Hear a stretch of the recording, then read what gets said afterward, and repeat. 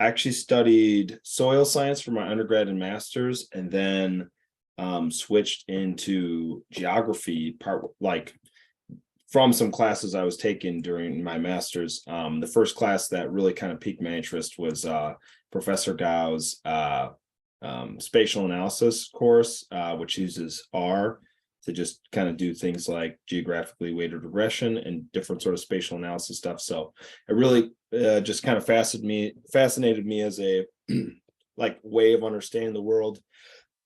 Excuse me. Yeah, and just it was a whole set of methods and stuff. I went, like I said, to school on campus for 6 years, and I didn't even know that geography was a major, but I wish I had. So anyways, making up for that now by doing a PhD with Professor Gao. So we do lots of different spatial analysis things.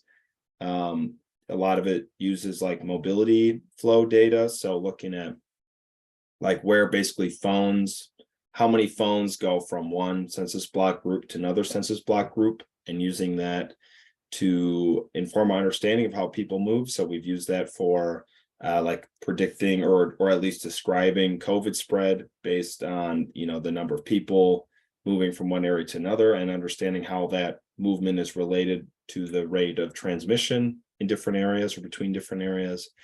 And the stuff I'm working on right now and have been for the last year and a half is a little bit more on the algorithm side, but it uses all that kind of mobility data as the underlying data.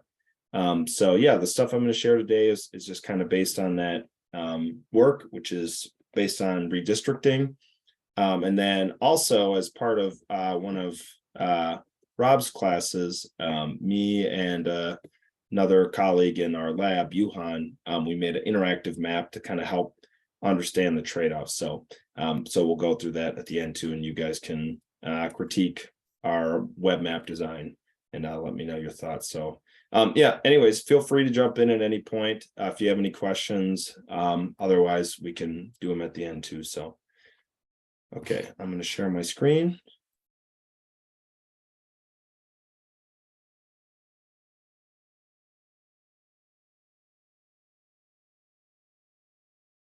All right, just gotta start the slideshow. All these. Let's see. Sorry. Share my screen too. Okay. Can you guys see that PowerPoint there? Yep. Cool. Okay, so the title of the work is Interactive Web Mapping for Multi-Criteria Assessment of Redistricting Plans, which is quite a mouthful, but we'll get into it. But just one comment I'll say is Ken Mayer is a professor in poli-sci and political science at UW-Madison. And there were some other groups from on campus. There was another group in the same kind of redistricting research group. There's two professors from political science and their grad students, and then there's a group from computer science as well. That's been really helpful with the algorithm piece. So the project's definitely been a lot easier and more interesting because we've had all these people to kind of inform which questions we should be asking and thinking about, and what sort of findings would be interesting. And I think just especially for like spatial research, it's one of those things that's kind of flown under the radar, but it's super powerful and it's gaining steam. So I think this is like kind of a classic example of using something it's actually like the methods we're using here are like fairly common in spatial data science and and geospatial research, but in political science they're brand new and kind of groundbreaking. So anyways, just a little plug for so it's always great to have interdisciplinary teams to kind of see where we can bring our cartography and GIS skills to bear on other fields. So I'll just give a little background first about redistricting. So with redistricting, it's kind of tough to there's a a lot of assumptions going into how districts should be made. And I'll just say redistricting is the process of, so if you have something like the state of Wisconsin, you divide it up into distinct areas of land like this that are non-overlapping and they're all contiguous. And each of those districts elects a representative. So in Wisconsin, at least in the last districting cycle, which was in the United States, states go through redistricting every 10 years based on the new census data. And that's because the apportionment for the number of seats you have in the House of Representatives is based on population. So Wisconsin gained a couple of seats, or one or two this last time. But if you think of Wisconsin, you might kind of divvy it up.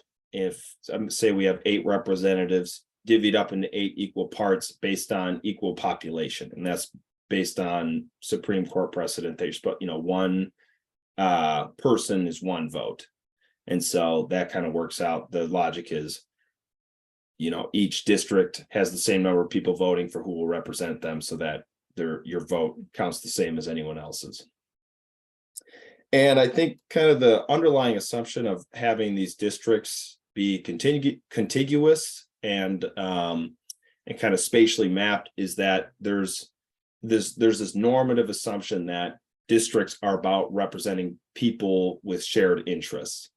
So we think there's some logic to, this is just a basic spatial assumption that, the people around Madison have similar interests that they would want represented through a representative in Congress. And the people that are in northern Wisconsin have maybe a different set of interests that they would want represented. And so they'd get their own representative. So it's hard to get far in redistricting if you don't at least assume that districts should be about representation, and that there should be some sort of coherent underlying grouping of people underneath that. So we're going to take that as our starting point. And so in political science, they kind of talk about that coherent grouping of people with similar interests as a community of interest. So that's kind of a traditional redistricting criterion. But you see, there's no real clear definition of this. What do I mean? When political scientists try to evaluate, how fair is a district, or, to what degree does it capture communities of interest, they use things like compactness. And you could think of that there's a bunch of different metrics you could use to quantify compactness, but they all kind of get at how plump is a shape, so if you think of if you had a district shaped like a long line, that would not be compact, but if it's kind of circular, that's more compact. And again, that's just coming up from the basic idea of, similar people tend to live more in a grouping like that, then it's more likely that they would live like that than similar people kind of grouped out in this long, narrow line. But again, it's just a proxy. We're just trying to get at, okay, there's people tend to live like that, so let's use compactness. In this, going on to the next one for heat maps, in the latest redistricting cycle, there were a lot of nonpartisan redistricting committees that put out their own maps. And so one of the things they would use is people would kind of put down on a map, oh, there's this community here, that's a community of interest, they need their own representative for one reason or another. But it's tough to kind of compile all that. So one of the common things this last redistricting cycle is they would kind of make heat maps of all the different places where people circled communities, and they would kind of use those to guide, okay, where's the densest area where people said that we need a representative, and we'll use that as our basis for making some districts. And then the last one is the split municipalities count, which is just a lot of redistricting law, like in the state of Wisconsin, for example, specifies that you should reduce the number of municipal units that are split between two districts. So in other words, if Dane County, Dane County is a geographic unit, we should try to keep that all within one district if we can, rather than splitting it between two different districts. But you can imagine for all these, kind of just looking at them as a whole, they're all just proxies for getting at what are real communities of people underneath them. And they're nice because you can define them, for the heat maps. You can have people kind of draw on a map, and you can compile those in terms of where the most frequently grouped areas. For compactness, you can come up with different formulas that describe the compactness mathematically. And then for the split municipalities count, you can just literally just count that. You count the number of times that different municipal geographic boundaries are split. But again, they're not really getting at the underlying thing that we care about, which is some sort of coherent grouping of people underneath, that there's some group of people with shared interests that want to be grouped together into a district so they can be represented.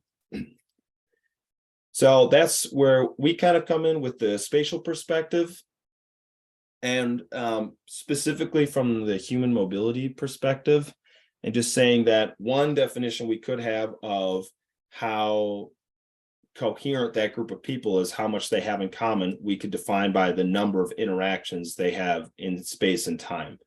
And so that's where the human mobility flows come in. I kind of mentioned that at the start, but human mobility flows, at least in the data set by SafeGraph, is just the number of mobile devices, so cell phones, that go from one census block group to another for a certain period of time. And so you can do that for the whole state of Wisconsin.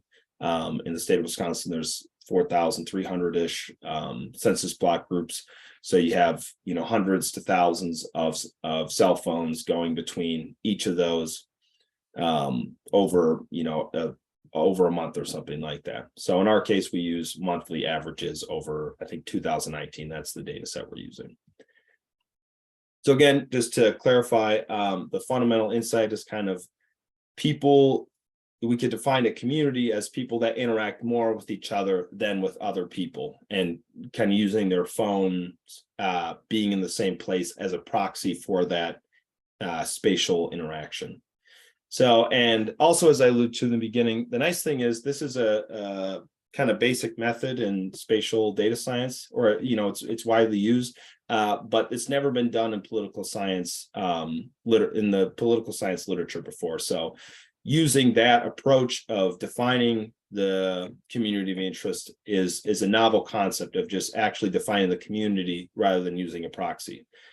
So that's what we're hoping to contribute to the political science literature here. So what we define that community of interest as specifically is the modularity ratio. Another term could be like the interaction ratio. But it's basically a global metric across all the districts that would compare the amount of human mobility flows within a district versus between, and so kind of summed over the whole map. And just a quick note here, just on kind of the data science side of things, you might imagine only a certain subset of people in a given state have mobile phones that are tracked by SafeGraph. Don't worry, not everyone's phone is just like automatically sending their data to SafeGraph. It's just a portion of the population, but they have some information on the proportion of people in each census block group that have those mobile phones that are tracked. And so you use census data to basically scale that to the number of people that are actually moving between. So it's an estimation, but it's from some of the research we've done, and it looks pretty accurate. So I'll go through an example here for how you would calculate the modularity ratio. So imagine this kind of block of districts is a state. And we want to calculate the modularity ratio for this set of districts that we made. You can imagine each of these districts, like District A, imagine it has a bunch of CBGs, a bunch of census block groups that are kind of grouped together to make District A, and the same for District B, same for District C, same for District D. But we're just not showing those just to kind of remove some clutter from the image. But again, these are, big lines you're drawing that are grouping underlying CBGs. And then we're looking at the number of cell phones basically that move between each of those districts and within.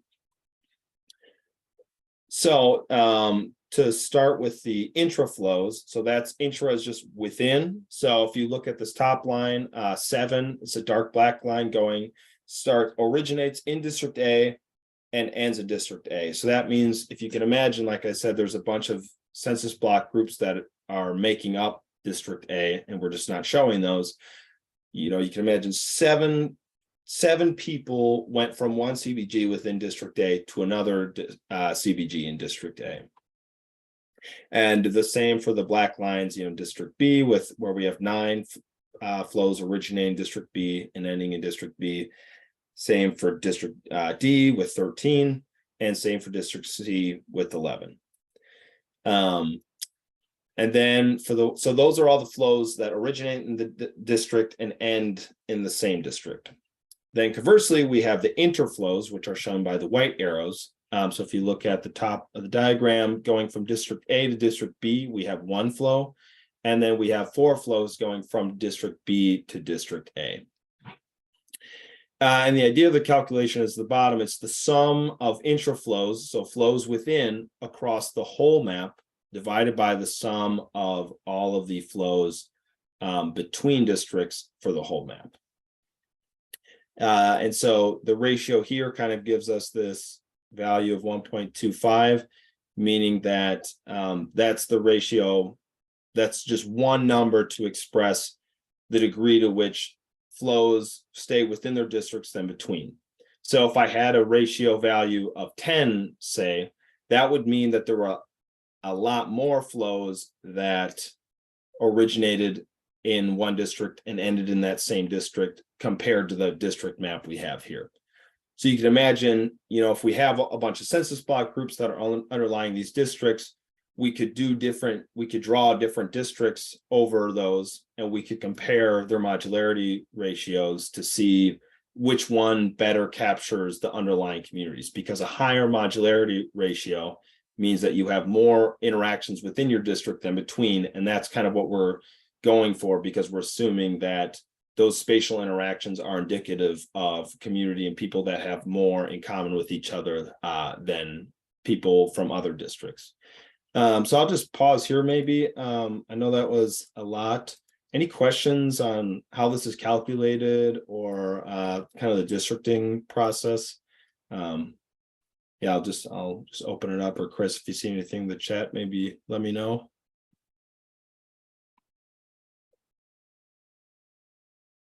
I guess I have one real quick question. Yeah. Is this like a moving window of A, B, C, D? Like if we were to include E, F, are you going to create like another, does that make sense, a moving window? I think I kind of get what you're saying. Maybe let me skip ahead to, well, that's not gonna be very helpful.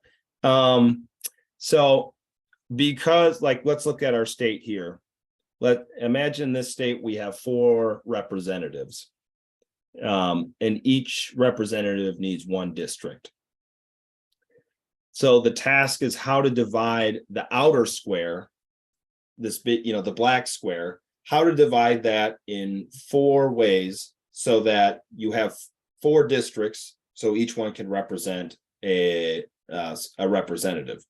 And the other challenge is they have to be contiguous, so you can't have like a little island of District B tucked away in District C. And they have to be equal population, and we're not really talking about the population aspect here. But whatever the district names aren't that important. The important part is that there's just 4, and the district arrangement we drew here is just one arrangement you could have drawn. You could have drawn, you could have drawn 4 horizontal or vertical lines, that were all kind of stacked side by side, and that would be another district map you could do, and then you could compare the modularity ratio for that.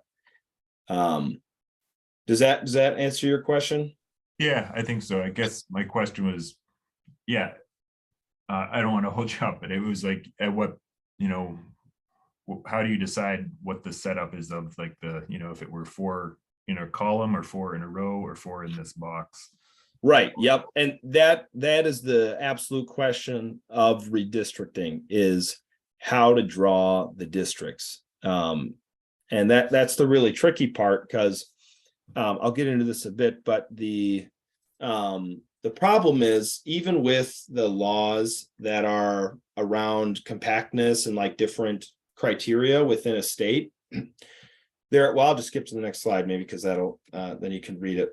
Yep. So the problem is with something like 4,300 census block groups, or even a lot fewer than, even a few hundred, you can literally make Googles and Googles of valid district maps. So, you know, again, just kind of picture the state of Wisconsin, and picture that, you know, there's 4,000 some geographic units under there.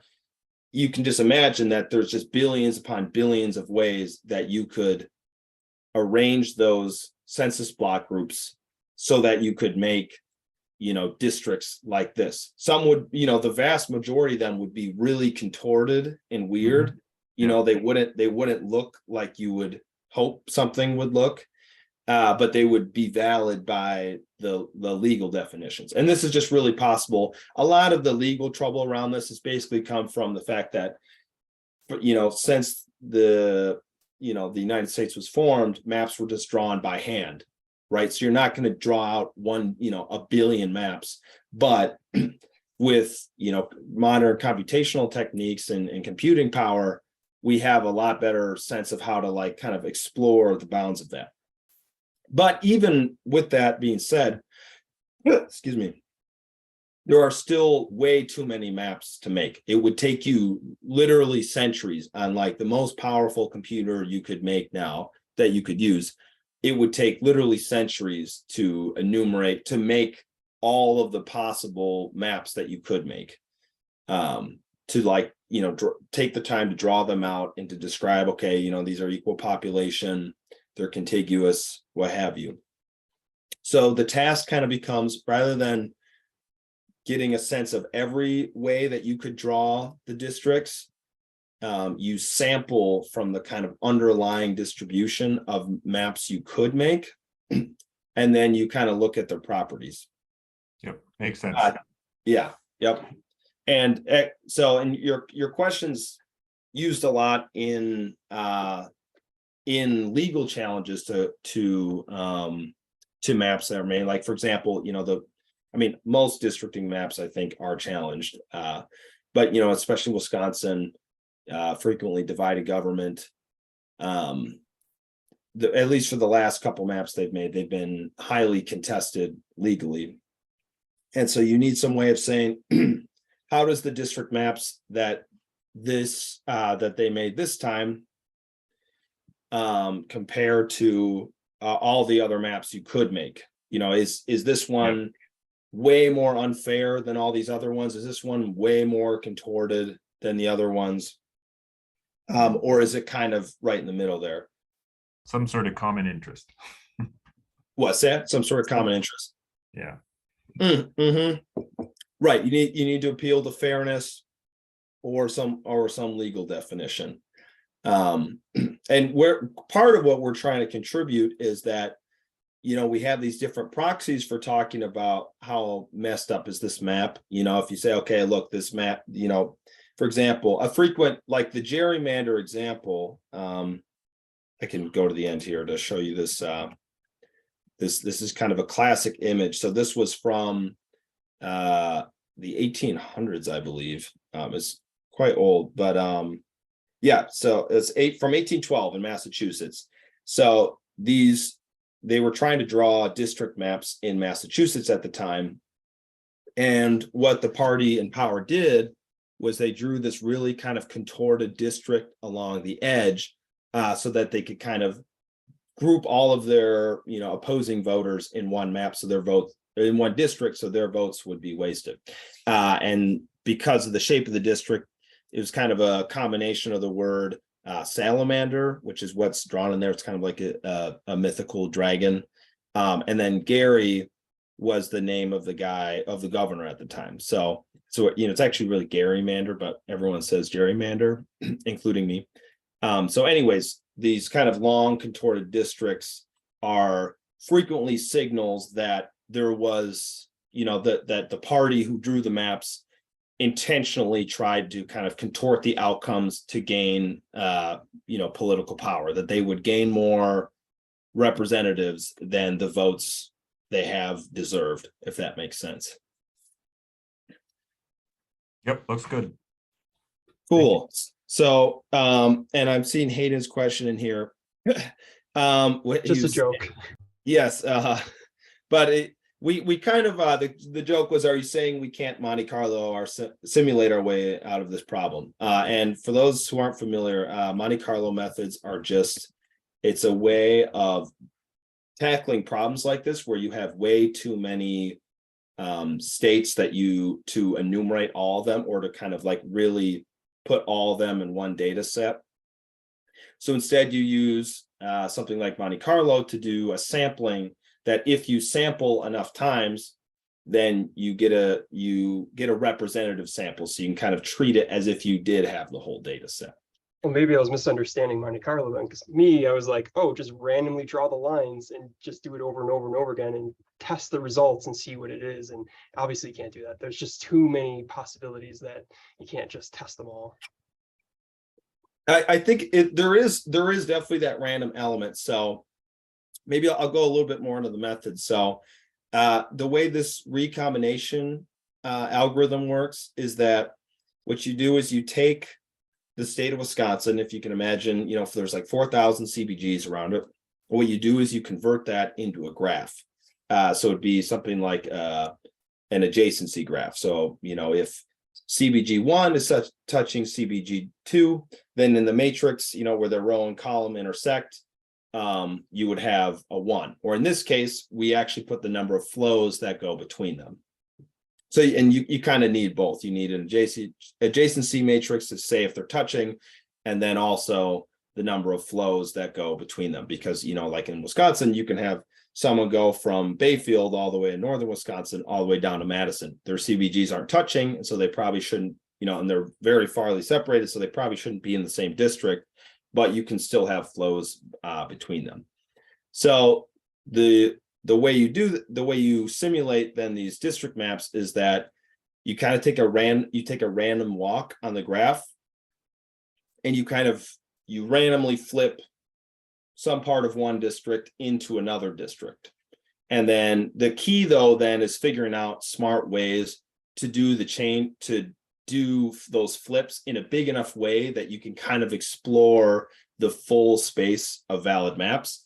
Because if you just did really tiny changes, and actually that's what I tried for like a year, just flipping one census block group at a time, you can't really explore the full space of maps in any, like I said, it would take centuries. I mean, it would just take way too long, and you wouldn't really get a sense of the underlying distribution of maps that you actually care about.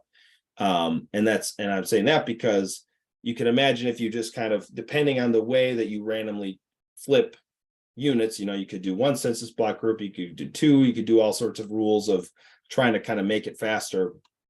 But if you choose wrong, you'll get a lot of district maps which are not compact. You could have, like I said, like you could have district maps that are all just straight vertical lines, but no one thinks that real communities actually live like that, at least across Wisconsin. And so those probably aren't very good district maps to have. So you need some sort of algorithm that knows how to sample from the space of maps that's within the parameters we want. So in our case, we want them like decently compact, they don't have to be incredibly compact, but we don't want these incredibly contorted districts either that no one would ever use.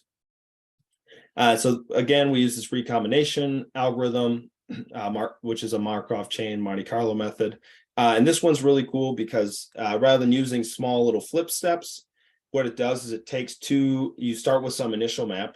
So we started with the People's Map Commission map, just to start with something.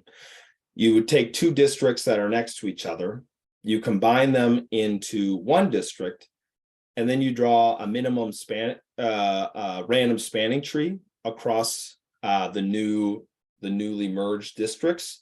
And then you cut that spanning tree at somewhere so that you have two new districts that are balanced for population and contiguous. And that's why you need the graph structure, so you can draw these spanning trees on them. But the nice thing is, using that method, you get these kind of really big steps across the space. You know, you can imagine if you have two districts next to each other, you know, rather than spending 10,000 iterations just doing little CBG flips on the border that don't really change the majority of the district, you know, you merge them all together and then you cut them, you know, randomly down the middle somehow. But that could be from any direction. You know, it could be from, you know, upper left to bottom right. It could be right down the middle. It could be right, you know, it could be vertical. There's thousands of ways that you could do the split. And so again, that's just a method that allows us to kind of explore the search space well. And so the goal then is, once you've kind of sampled across all the maps, across the space of valid maps, then you want to compare, okay, how does this district compare to these other ones that we could have made? How do the districts in this map compare to the districts in other maps we could have made? You know, are they generally more compact? Are they generally fair? Do they generally have a higher modularity ratio? Do they generally capture the underlying communities better? And that's kind of why we're interested in doing some of the sampling, so that we can get a sense of the differences in the range of values we could hope to have for the modularity ratio. And this is just kind of in general public interest, and for legal interest of just saying, what are the like normal range of values you might see for human interactions as quantified by the modularity ratio. So, and the problem is with anything, when you have a bunch of different metrics, you know, how to kind of evaluate which one's more important. And especially in redistricting, the thing is, like, once you're within the legal bounds, it's fair game. And the really only way that you can say something that, you know, maybe meets the legal requirements for compactness or something like that in population, but the only way you can kind of reject it then is to say it's way outside of the norm. It's called outlier analysis. So if we say, okay, in the case of Wisconsin recently, you know, they made a map that is, you know, 10 standard deviations outside of the mean of all the other maps that we sampled for fairness or for compactness. We say, okay, well, this probably didn't happen just by chance. You know, they really went out of their way to draw the districts like this. And then we say that was to affect some outcome. So, but like I mentioned in the previous slide, there are a couple different metrics that you could use to evaluate these maps. You have compactness, you have fairness. We're introducing the modularity ratio, and you need to be able to kind of understand the trade-offs in one to the other, because, okay, maybe it's not 10 standard deviations outside of the norm, but it's really hard to just optimize for one, because I think the kind of intuitive approach is, wouldn't you write a computer program that could, you know, make it the most fair and the most compact and the most, you know, the most modular? The tough part is usually you can't. And there's the additional challenge of, you don't, with this sampling method, you wouldn't be able to get to the absolutely optimal anyways. You could get a decent sense of the kind of range of values and, you know, that it might be around, but you wouldn't be able to like design the perfect map. And you wouldn't necessarily want to anyways, because there are other considerations. You know, maybe the map that's, you know, the most optimal for modularity of all the billions of maps you can make, you know, maybe that's like puts one CBG from the, you know, the county of from Dane County into the district next door. And we say, well, you know, it's the benefit of splitting that district by one really splitting the county, you know, by this one census block group really worth it when we could keep them intact? And that's the kind of thing that we, you know, defer to experts on to say, you know, okay, what are some of the sort of normal considerations, you know, there's practical considerations that we should keep in the map. So all I'd say, it's not necessarily to try to find the absolute optimal, but to get a general sense of trade-offs that we might need to make. And on the other part, on the research end, we're kind of trying to argue that maybe we shouldn't care about compactness in particular as much as something like modularity, because modular maps, modular district arrangements that better capture communities might not be very compact relative to relative to each other. So anyways, having a sense of the trade-offs between these classic redistricting criteria gives us a sense of the kind of maps we can expect to see and the range of values that might be normal. So this is where we turn to a web map. We made this in Rob's class, which is great. We're still working on it, so I'd love to get any feedback from people. So this was all to kind of help us explore the trade-offs between these two. So there's a couple elements. These are just screenshots. You can see in the upper left, you have a couple maps to choose from. There's the 2020 enacted map, which is just the map that's been challenged legally since then. I think it's been changed a little bit, but the idea is you have the kind of map that is in current use in Wisconsin. And then you have maps that we took from our sampler for, the map that maximized the efficiency gap, which is a fairness metric, the map that maximized compactness, and the map that maximized modularity. And these are not meant to be kind of like absolute truth, but just to kind of give us some idea of, if you go extreme in one dimension, what can we see in other, what happens to the other dimensions. So that's up by the red letter 1. And so we see in the bottom left pane, we have the currently enacted map is shown there, the districts, the district arrangements. And then on the right, we have the map that maximizes the efficiency gap, which is a fairness map. So you can see kind of right away on the left map, where they clearly had the intent of following municipal lines. Those lines are very straight. That's not how people settle, but it's how people in government draw straight lines. If we compare that to a map that's supposed to kind of maximize the fairness, which is just basically, in the efficiency gap, considers the number of wasted votes. It basically means that each district should be competitive, this is the map in which the districts maximize the competitiveness of each district. So no one's winning by a landslide in the map on the right.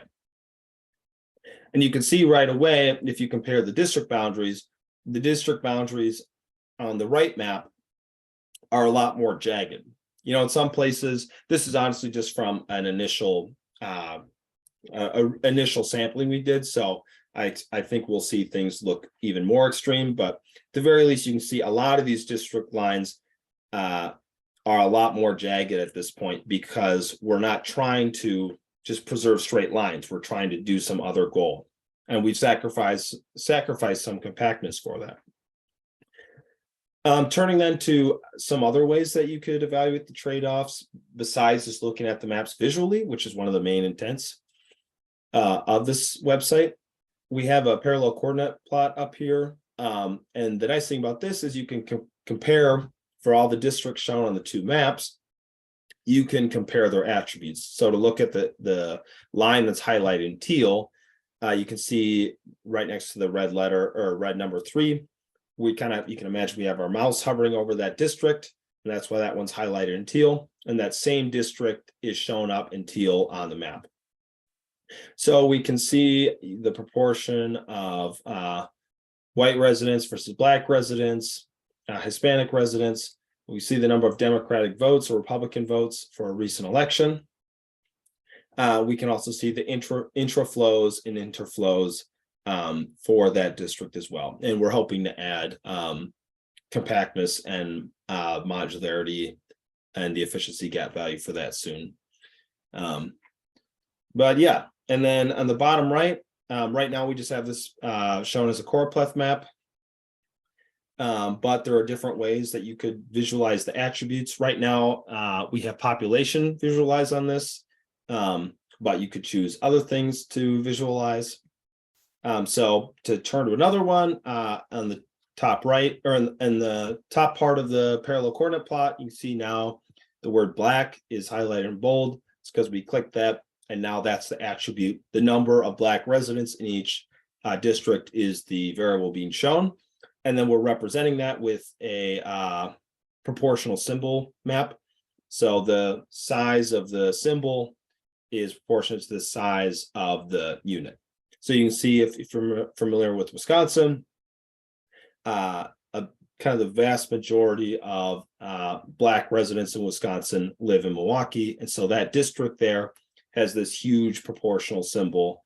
And so again, just kind of using this representation to see, oh, how do people settle across Wisconsin, and how do these two district maps distribute that differently?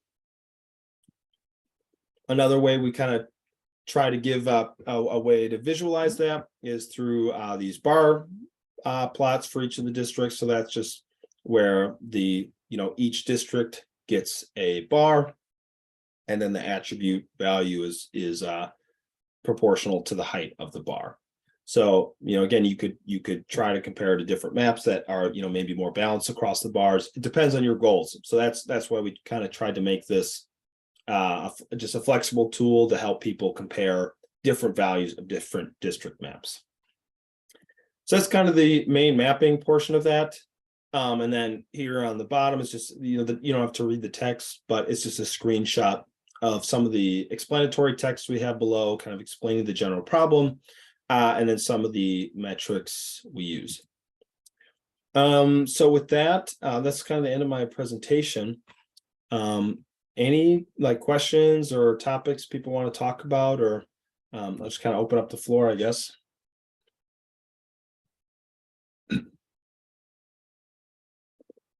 I have maybe a weird question or just thought or discussion.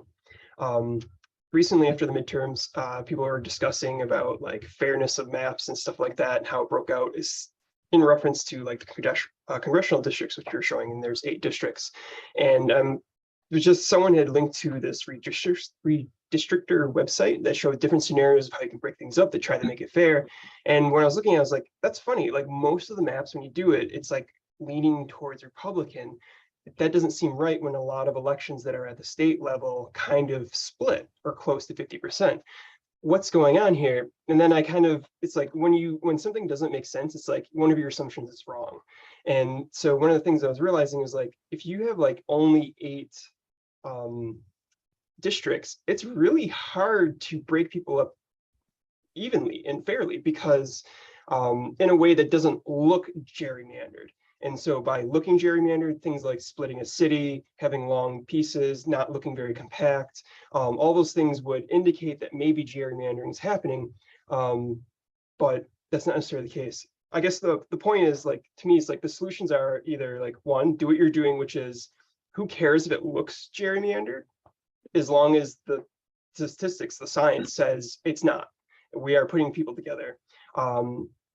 The other solution, I guess, would just be to remove districts. I assume in law it has to be a spatial thing, but maybe people's interests aren't, grouped spatially. Maybe, if there was a statewide election, there's 8 seats, and we had a preferential voting scheme, but I assume the law doesn't support that. It was just kind of an interesting thing where it's to me, it's 8 districts seems like it's very difficult to make a fair map based off of 8 districts. And if you had more districts, it'd be easier, kind of thing. Yeah, I think those great comments. And like you alluded to, it's a fundamental spatial problem or question. The modifiable area unit problem. So the way you divide up people, you can get different outcomes, basically. And one of the big things that a lot of people are finding now is it's really easy to group, for example, Democrats together, because Democrats tend to live in cities. And so if you are making equal districts based on population, it's a lot harder to kind of divide up those people. And there's the question of, should you be, because they all have a lot more interactions with each other, because they all live in the same city. But Democrats congregate in cities like Madison and Milwaukee, and Republicans tend to live more generally live in more rural areas.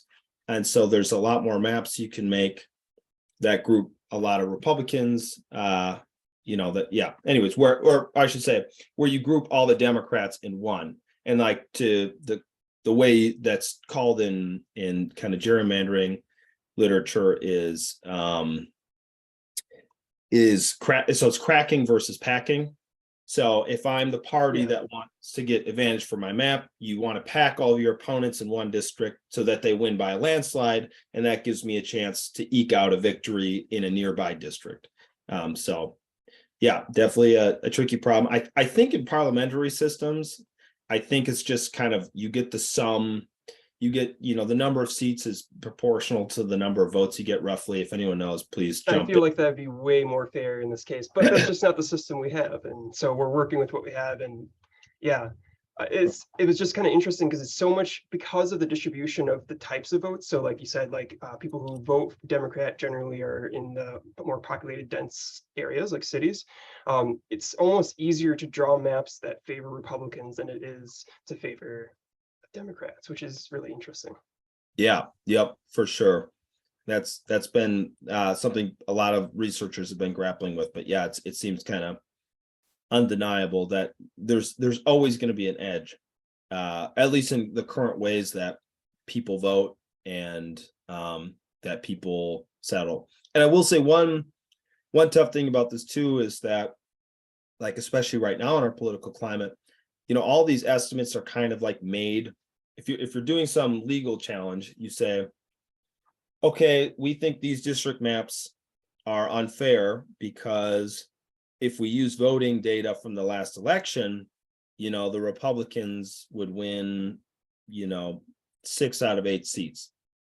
But, it's not destiny. Like, the way people voted in the past doesn't necessarily mean they'll vote the way in the future.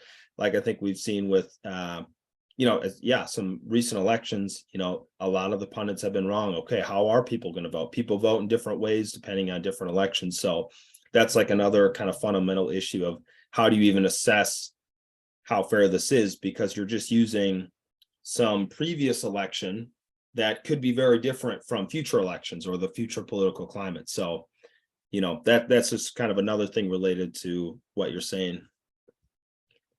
Thanks. Mm-hmm.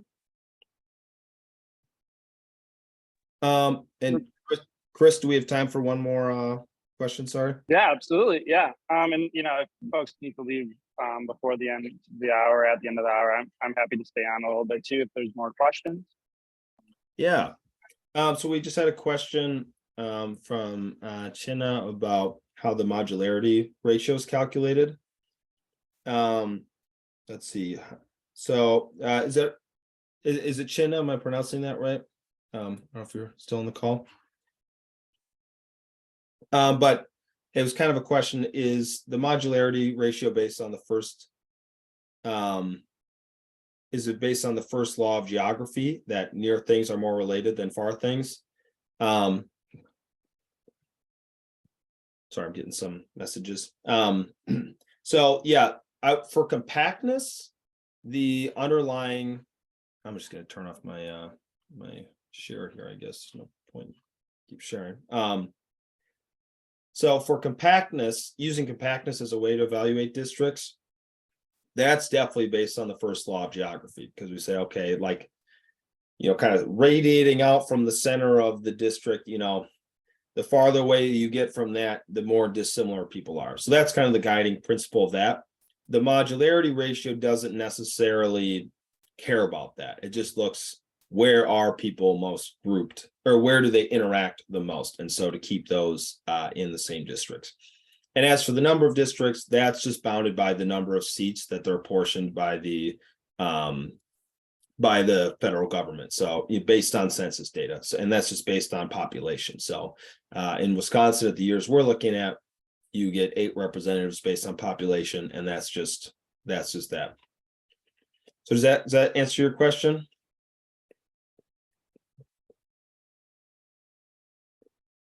Okay, I hope so. Yeah, any other questions or comments?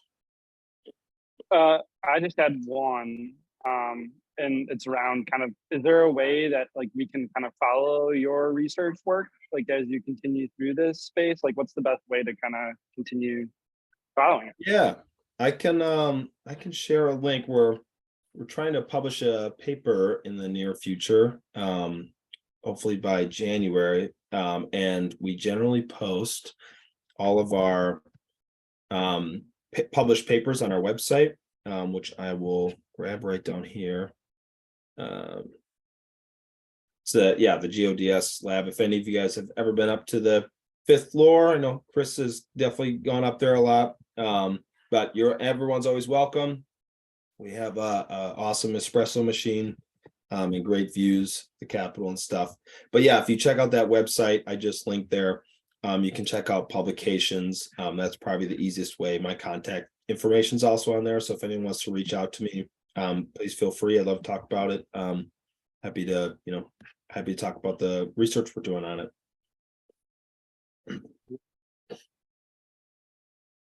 Any other questions, Jonathan? Yeah, I had a quick one. If there's time. Yeah, Jake, super awesome. I had a question, you brought up the modifiable aerial unit problem, and I was curious if you've done any exploration into re-aggregating the mobility data, say at the tract level or the county level, and then comparing how the output districts, either how similar they are at different levels of aggregation, or maybe how different they are. Yeah, that's a great question. The hard part is so the districts are supposed to have equal population, and that's literally to the one person. Like the most deviation you can legally have is one person. So like in the actual district maps, which is data we can't see, but they're using real census data. So it's at it's at the literal individual level. They will literally divide houses. If they know there's two apartments in one house, they'll divide that because you have to have equal population in each, 2 to 1, the maximum deviation is 1, because if you have an odd number of people, you can't do that. Is the census data that accurate that's even justified? That's another question.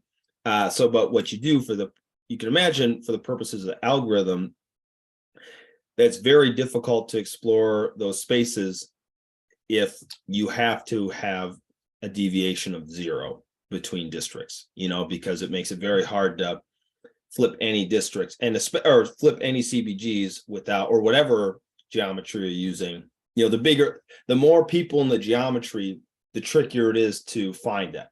And the thing is, we know that, as researchers, we're using the publicly available census data, which is at a much coarser level. And so we know that, okay, once they actually make the district maps, they can adjust this. And so the kind of rule of thumb is when you're using algorithms like this, you allow it to have like a 1% deviation of population, because we just know that that's very easy to fix. If you have a 1% deviation of population between these different districts, it's really easy to go into just a couple census block groups and, dice them up so that you can split it and make the population equal.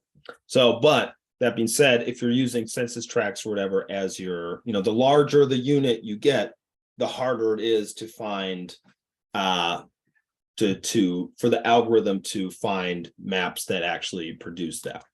So, yeah, but I mean, we in our other projects for like COVID and stuff, what we do is we do analysis at like the census tract level, the county level, and the state level. And we kind of examine how the spatial, what's the result if you look at a different spatial scales. Awesome. Thank you for that. Yeah. Mm-hmm.